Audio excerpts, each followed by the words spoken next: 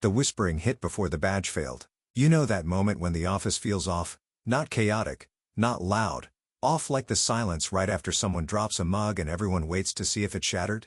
That was the entire fourth floor when I walked in. I passed Tim from procurement and he couldn't meet my eyes. Marcy, the queen of passive-aggressive birthday cards, actually winced. That woman once told a pregnant intern she was glowing with indigestion, and even she looked sorry for me. Then came the badge reader. I tapped it once. Nothing. Tapped it again. Red light.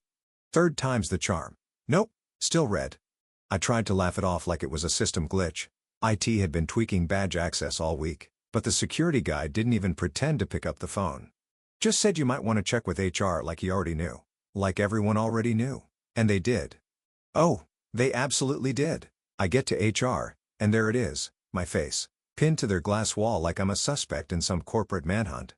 Right below the words needs a lesson written in thick red expo marker. I stood there, staring at it, feeling the air go still in my lungs. Not because I was scared, but because it was so absurd it bypassed rage and landed squarely in disbelief. Then I heard it, that voice I'd mentally rehearsed murdering 100 times in the shower. Ken, leaning against the doorframe like a dollar store Bond villain, sipping his protein shake like this was all part of his big alpha plan. Just a little accountability, he said with a shrug, like he was announcing a fire drill. You've been a little sloppy with your tone lately. Tone, that's what this was about. Not the 3 vendor inconsistencies I flagged last week. Not the $14,000 budget plug I manually corrected when the system misread an invoice. No tone. I didn't say please enough when I asked him to stop marking expenses as miscellaneous. I didn't scream. I didn't throw a stapler or demand a meeting. I just looked him dead in the eyes, then turned to HR, whose mouths were suddenly full of invisible sandwiches, and said noted. Walked to my desk, grabbed my plant, my backup charger, and the mug that said I'm silently correcting your math. Left the coffee, though. Let him see what it feels like to lose something essential. 'Cause here's the thing, and I say this with zero melodrama, I was essential.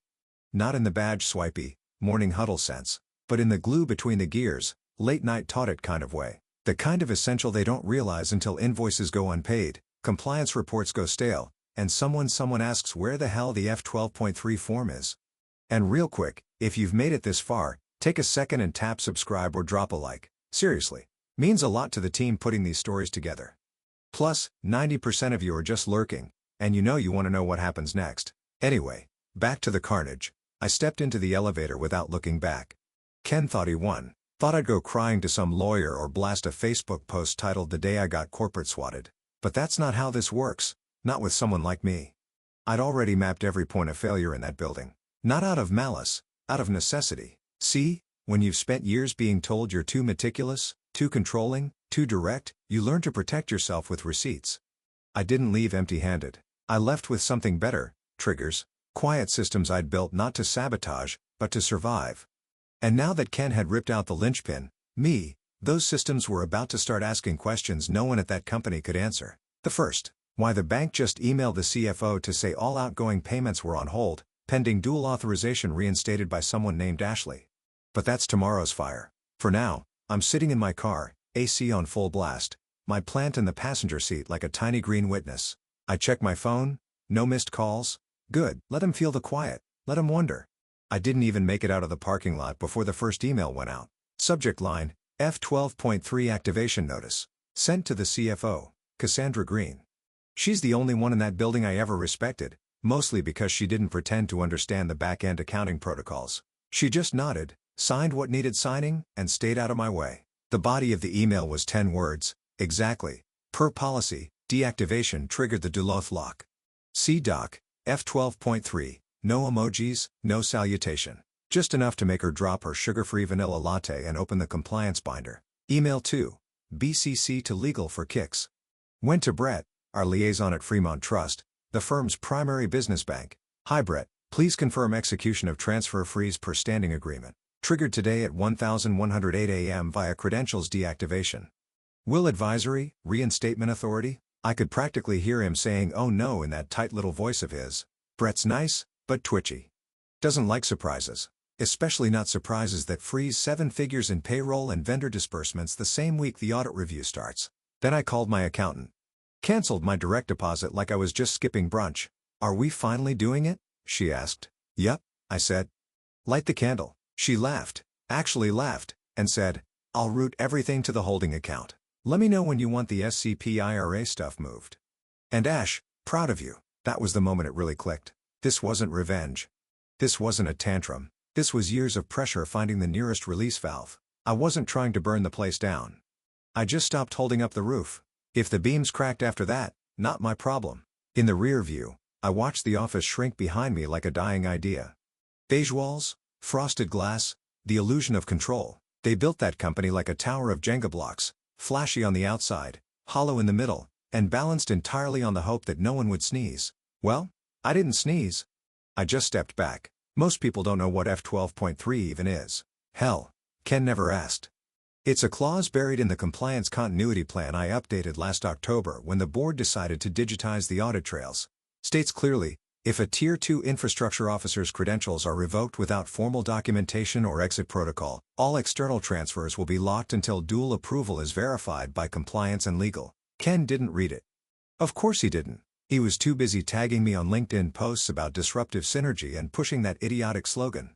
We run lean, we run smart, we run first. First to what, Ken? Bankruptcy. Back at the office, that little red expo marker might as well have been a lit fuse. Because here's what happens next. The automatic vendor payment scripts hit a wall. The ACH batch scheduled for 3:00 p.m. gets rejected, authorization mismatch. The contract airbase flags missing signatures on 3 renewed agreements I refused to e-sign because Ken wanted to just push it through.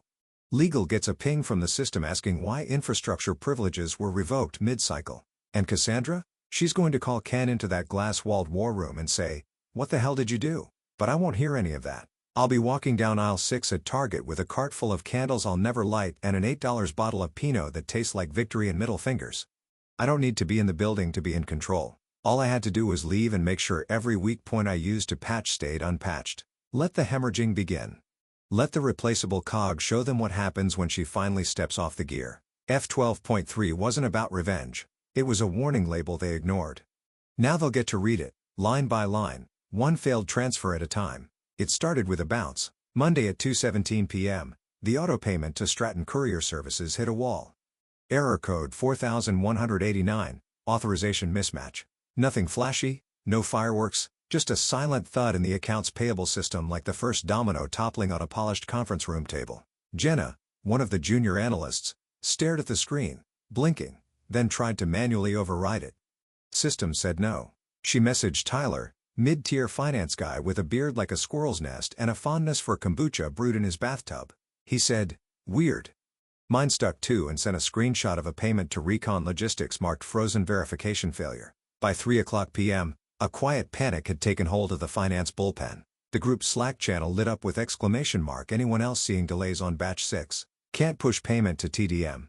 System wants Ashley's token? Do we have backup routing authority for Intel wires? Tyler tried to call me, bless his heart. I didn't answer, of course. Phone was face down on my kitchen table, next to a bowl of cereal I'd had for lunch like a middle school burnout. I was watching a documentary on shipwrecks and sorting laundry, which felt cosmically appropriate. Back in the office, the questions were stacking faster than the unpaid invoices.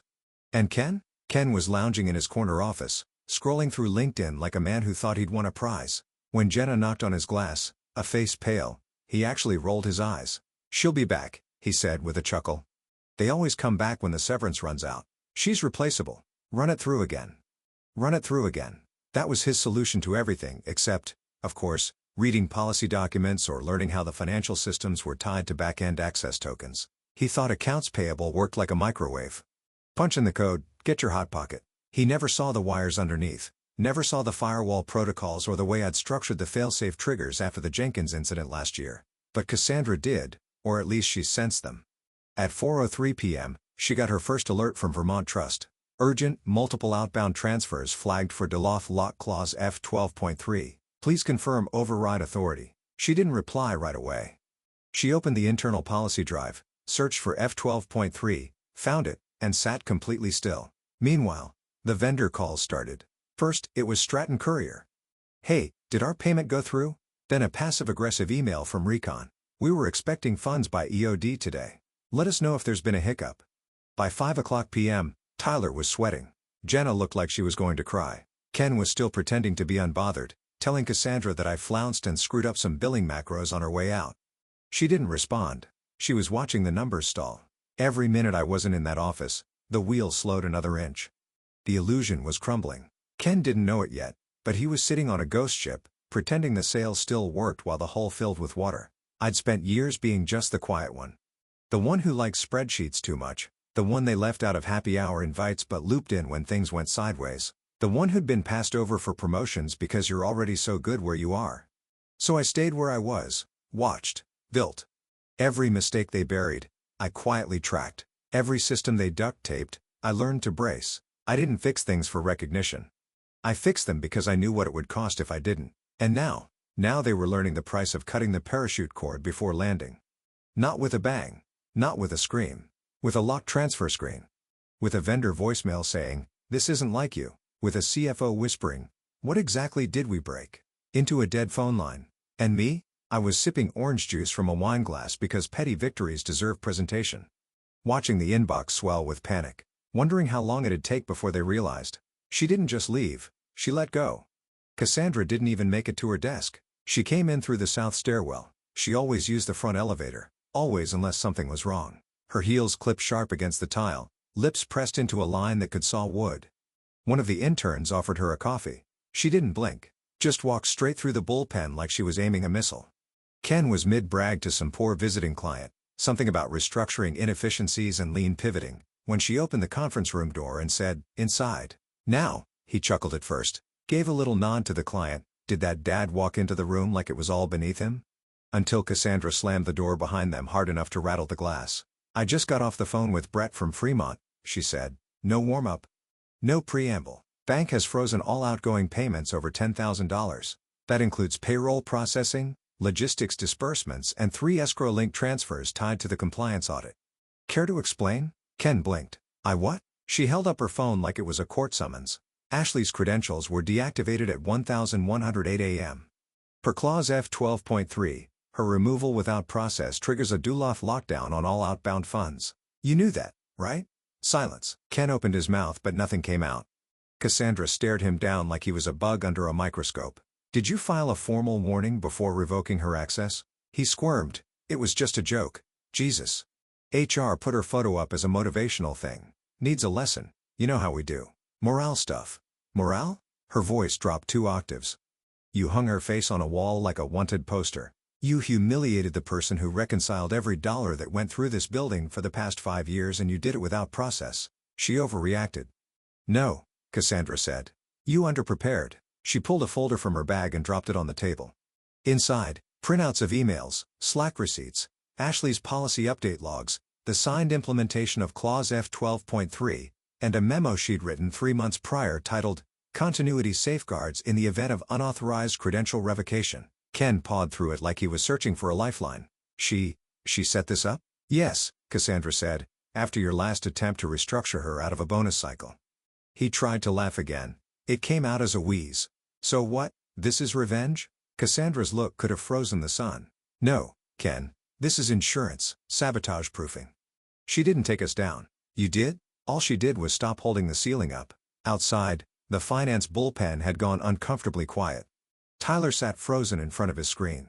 Jenna was on her 3rd coffee and shaking like a chihuahua. The intern kept peeking toward the conference room like she was expecting smoke to pour out. Inside, Cassandra dropped the next bomb. "I need you to understand something," she said, her tone shifting from fire to frost. "Ashley didn't send one angry email.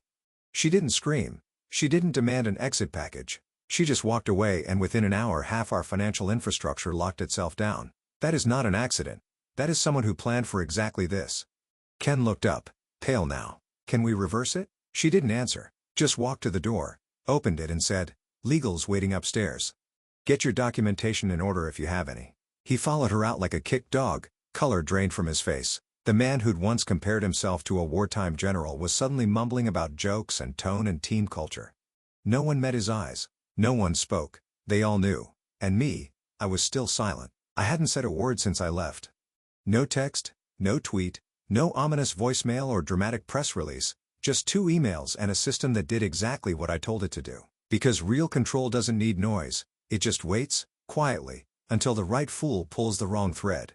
And then everything starts to come undone.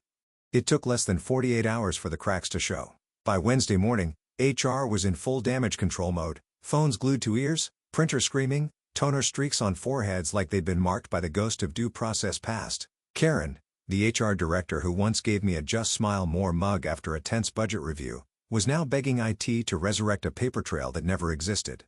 Ken had yanked my credentials without so much as an 8-tris update. No write-up, no internal memo, no official reason for departure form. Just vibes and ego. But HR can't file vibes, and the bank doesn't honor ego. By noon, the vendor calls started rolling in like waves crashing against a crumbling dock. "Hey, just checking, did our invoice get processed last Friday? Hi. Our shipment's being held at port. Your wire never cleared. We've paused further service delivery until funds arrive." They tried to shift blame, of course.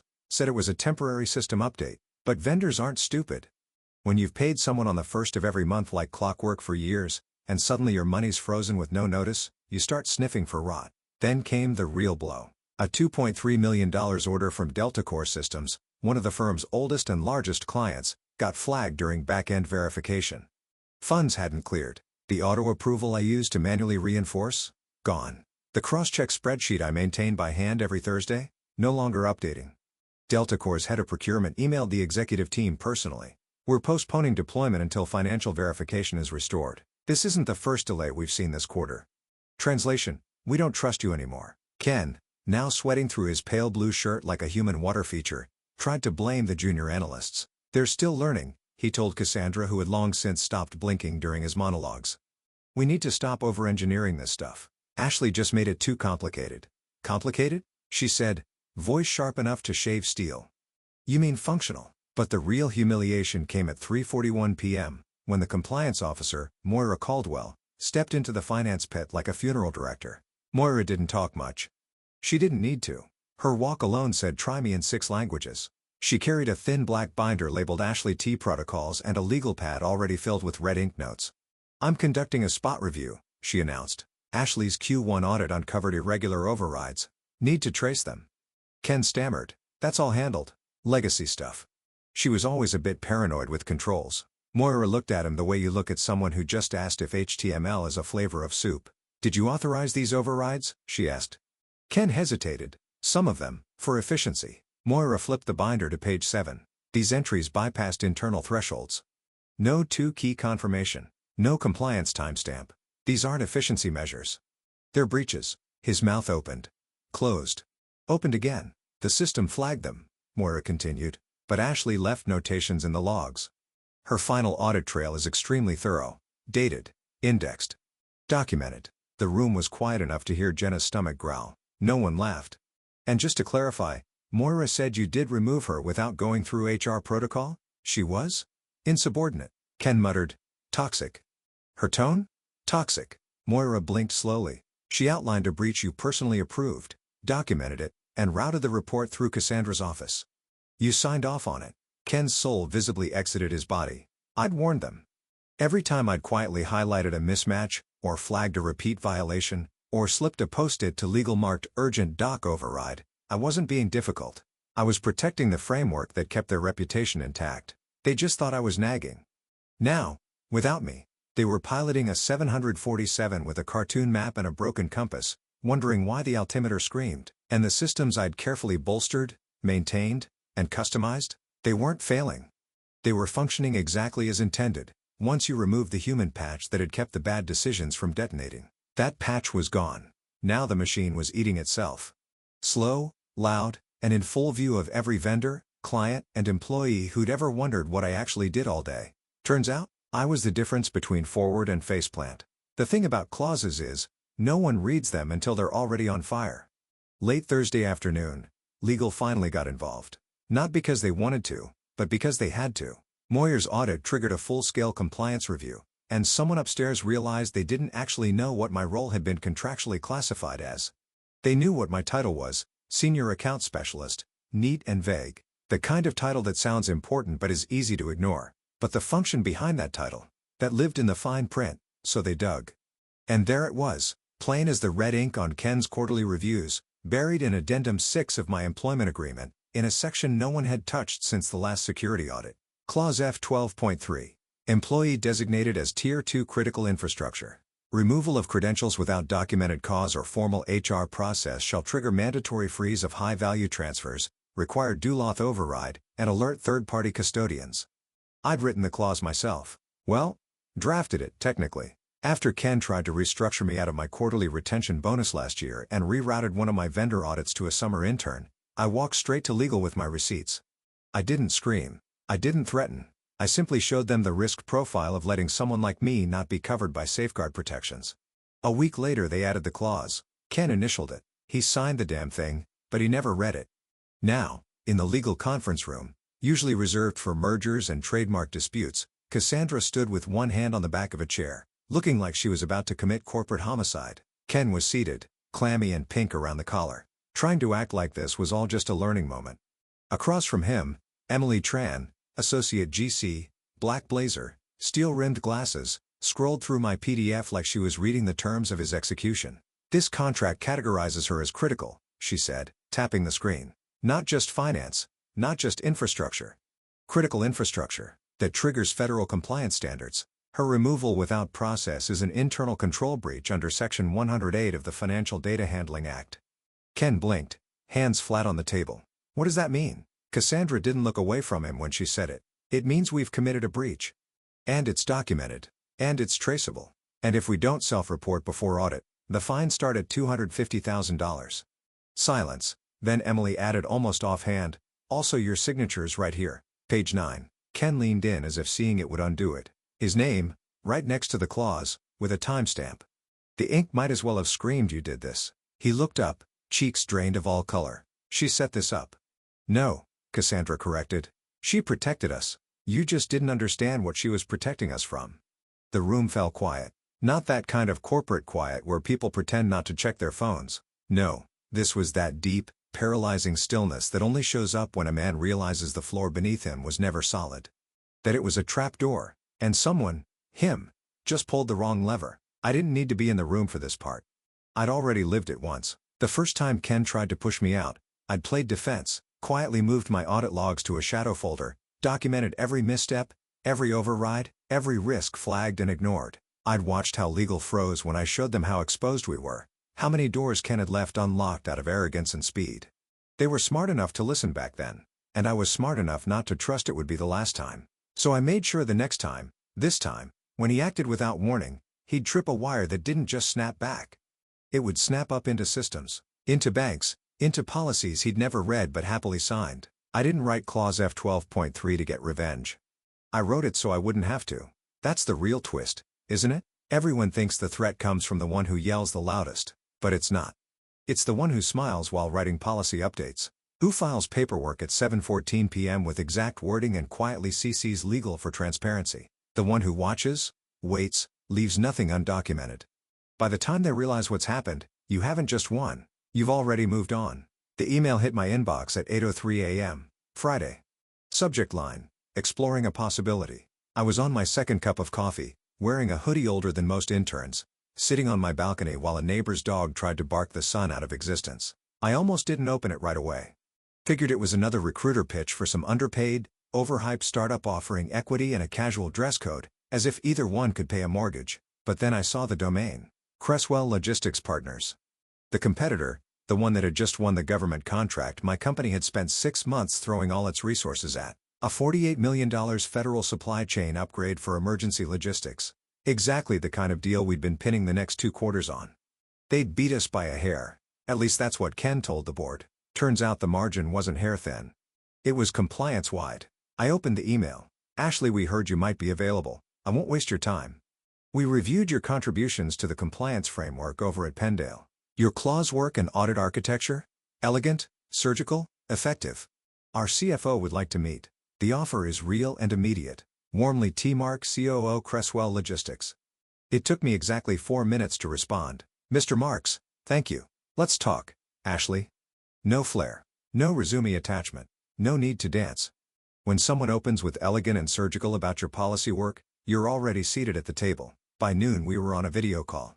Their general counsel was already present.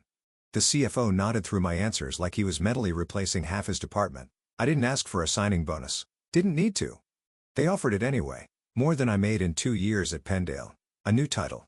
A private compliance sandbox. Team building budget. But the best part? They didn't want me to fix anything. They wanted me to teach them how not to need fixing. That same afternoon, back at Pendale, a very different email was being drafted. Cassandra was in her office with the blinds shut, typing like her fingers were on fire.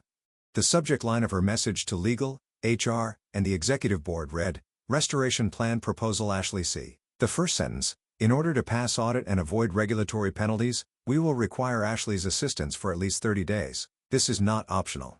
Ken had already been gently escorted out of financial decisions. His name no longer appeared on any routing tables, and IT was quietly dismantling his system admin credentials. Jenna told me later that he'd tried to float the idea of me returning to finish out the quarter for continuity's sake, like I was a teenager covering a last-minute babysitting gig. Cassandra didn't even respond to him. She just kept writing. Given that Ashley left without breach, and in fact protected the company from significant liability, her tone must be appropriately deferential. This is a request for assistance, not a rehire. She attached a draft letter. It was dense, polite, full of executive phrases like unfortunate misunderstanding and opportunity to realign, but it screamed one thing loud and clear, please come back and stop the bleeding. I never replied, didn't need to. Because at exactly 5:17 p.m., after signing the Cresswell contract, I shut my laptop and poured a glass of bourbon. Not celebration. Not revenge. Closure. They wanted a consultant. Someone who'd walk back in and pretend nothing had happened, apply a bandage, and nod through thin apologies from men who couldn't spell compliance without a cheat sheet. But I don't repair machines that ignored the warnings. I build new ones. And Cresswell, they weren't asking me to fix anything broken. They were handing me a clean blueprint and the pen. It wasn't about pay. It wasn't about titles. It was about walking into a room where nobody's pretending they know more than they do.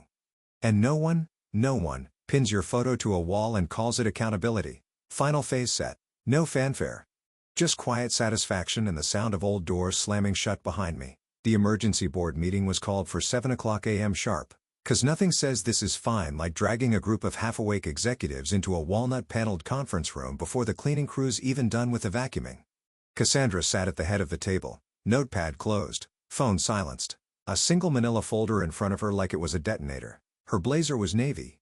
No jewelry, no makeup. She didn't need armor. She had facts. The rest of the board trickled in slowly, the air thick with expensive cologne and quiet dread. Murmurs about cash flow, timing issues, and vendor reconciliation delays hung in the air like mildew. Ken arrived last. He still hadn't shaved. He tried for casual, leaning against the wall. Sipping from a Pendale-branded coffee tumbler like this was just another quarterly check-in. Cassandra didn't look at him once. She opened the folder and spoke without preamble. Our financial system is frozen. All external transfers over $10,000 are currently blocked. 2 federal vendors have flagged us for non-payment. One of them has begun the process of suspending their contract. Dead silence. Clause F12.3 was triggered Monday morning, when Ashley's credentials were deactivated without HR documentation. The clause requires dual loath override for high-value disbursements. We failed to satisfy those overrides. Compliance considers this a breach of internal control. One of the board members, a former banker with liver spots and a terrifying Rolex, leaned forward. You're telling me this clause shut down the company? Cassandra shook her head. Ken shut down the company. The clause prevented him from doing further damage. All heads turned. Ken opened his mouth. Cassandra cut him off. Please step out, Ken. He looked around the table, eyes darting like a trapped animal. This was a misunderstanding. HR was on board. It wasn't even formal. Step out. He left, but slowly. Like if he moved slow enough, he'd still be important. When the door clicked shut, Cassandra exhaled and leaned forward. She was protecting us, she said quietly. From this, from exactly this. The clause was designed after a failed demotion attempt, one that Ken initiated. Legal reviewed it. He signed it. It was in effect. The legal counsel nodded from the corner. Clause is ironclad. It automatically notifies our banking custodians. We're in breach. We'll need to self-report and initiate mitigation or face fines and potential blacklisting on federal contracts. Another board member, Linda Markham, sharp as a guillotine and 3 times as fast, tilted her head. Has Ashley responded? No, Cassandra said. We sent a consulting offer yesterday. Competitive rate. Immediate reaccess to systems. She didn't reply. Should we follow up? Cassandra hesitated then said, I don't think she will. The silence that followed was the kind that bruises. The kind that stretches across glass tables and conference phones and makes even the HVAC vents seem too loud, because everyone in that room knew what Ashley had done. She didn't leak anything. She didn't lash out. She didn't call a lawyer or post a Twitter thread or lawyer up for headlines. She simply stopped. Stopped absorbing the negligence. Stopped covering for incompetence. Stopped propping up the rusted gears of a machine too arrogant to know it was already falling apart. And when she stopped, it all collapsed in slow motion. They'd spent years underestimating her, treating her like a spreadsheet with legs, overlooking her in meetings, ignoring her audit flags, calling her tense when she insisted on protocol and rigid when she refused to fudge numbers. And now she was gone. The only person who could unfreeze their systems, reverse the damage, and make them whole again, wouldn't even return their calls. That's not sabotage. That's absence, weaponized and louder than any outburst could have ever been.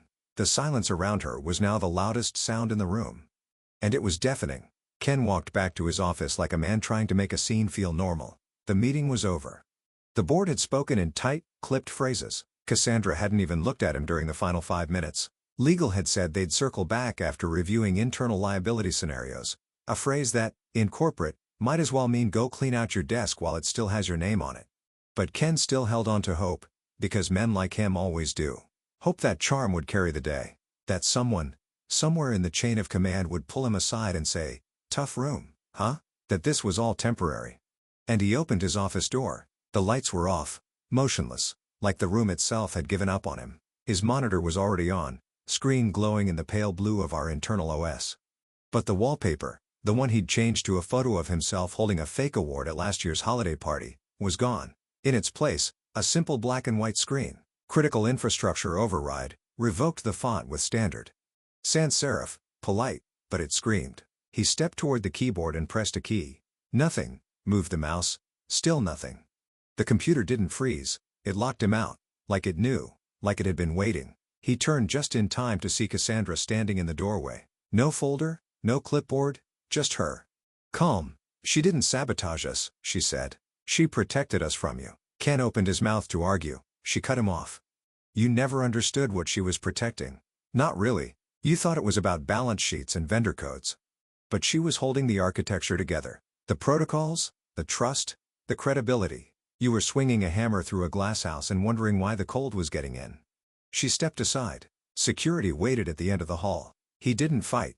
Just walked toward the elevator, a ghost of himself, clutching a coffee tumbler that now looked ridiculous in his hand. Meanwhile, I arrived at Cresswell's HQ 50 minutes early. The lobby smelled like actual espresso, not burned desperation. My badge worked on the first swipe. No red light, just a satisfying ding and a green glow. "Welcome." A woman named Evie from operations walked me to my new desk. I had a view of the room.